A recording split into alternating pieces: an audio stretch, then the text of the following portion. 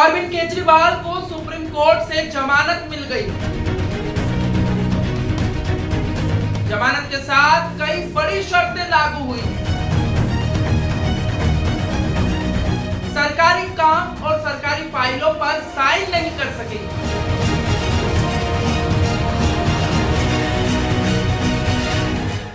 MP Dastak के साथ आपको जोड़ते हैं सीधे देश की बड़ी खबर से। दिल्ली के सीएम अरविंद केजरीवाल की करप्शन मामले में जमानत हो गई है। सुप्रीम कोर्ट ने आज फैसला सुना दिया है। उन्हें पहले मनी लॉन्ड्रिंग के केस में जमानत मिल चुकी है। हाईकोर्ट से राहत नहीं मिलने पर उन्होंने सुप्रीम कोर्ट का दरवाजा खटखटाया था। सीबीआई ने उन्हें करप्शन मामले में गिरफ्तार किया था। चलिए अब आपको सबसे पहले बताते हैं वो शर्तें जिन पर अरविंद केजरीवाल को जमानत मिली।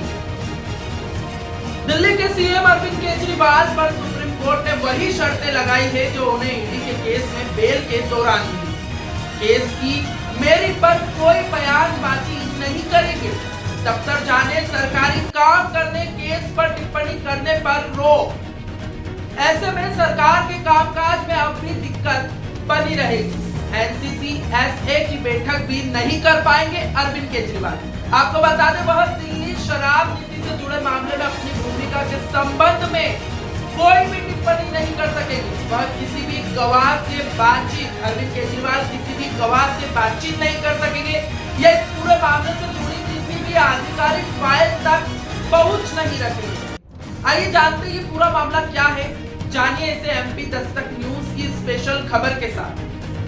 दिल्ली आबकारी मामले में आज सीएम केजरीवाल को सुप्रीम कोर्ट ने बड़ी राहत देते हुए उन्हें बेल दे दी है। केजरीवाल की बेल पर 2.0 से फैसला आया है।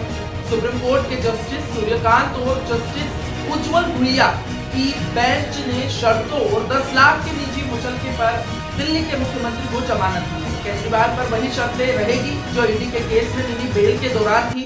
इससे पहले शीर्ष अदालत ने सीएम केजरीवाल की गिरफ्तारी को अवैध नहीं माना था, पर कहा कि किसी भी नेता को बहुत दिनों तक जेल में नहीं रखा जा सकता। इसी वजह से सीएम केजरीवाल को सरकारी काम और सरकारी फाइलों पर साइन करने से मनाही रहेगी। केजरीवाल को बेल मिलने पर आम आदमी पार्टी के नेताओं में हर्ष का माहौल है। जस्टिस सूर्यकांत ने फैसला सुनाते हुए कहा कि एफआईआर अगस्त 2022 में इस पूरे मामले की एफआईआर अगस्त 2022 में दर्ज की गई थी और 4 चार्जशीट जो थी वो दायर इस मामले में की जा चुकी है। ट्रायल कोर्ट ने संज्ञान ले लिया है और 17 आरोपियों की जांच की जा रही है। निकट भविष्य में मुकदमे के पूरा होने की संभावना नहीं है आने वाले वक्त में इस पूरे मामले की। इसीलिए केजरीवाल जमानत मंजूर करने के लिए 3 शर्तों को पूरा करते हैं और हम उसके अनुसार बेल का आदेश देते हैं।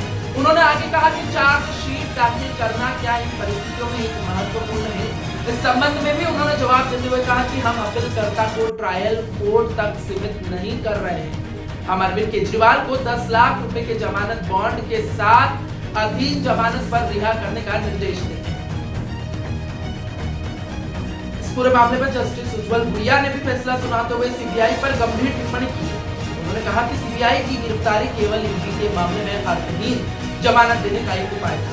उन्होंने ये भी कहा कि सीबीआई को पिंजरे में बंद तोते की धारणा को दूर करना चाहिए। उन्होंने ईडी के मामले में केजरीवाल को सीएम सचिवालय जाने या फाइलों पर हस्ताक्षर करने से रोकने वाली जमानत की शर्त के खिलाफ आपत्ति जताई।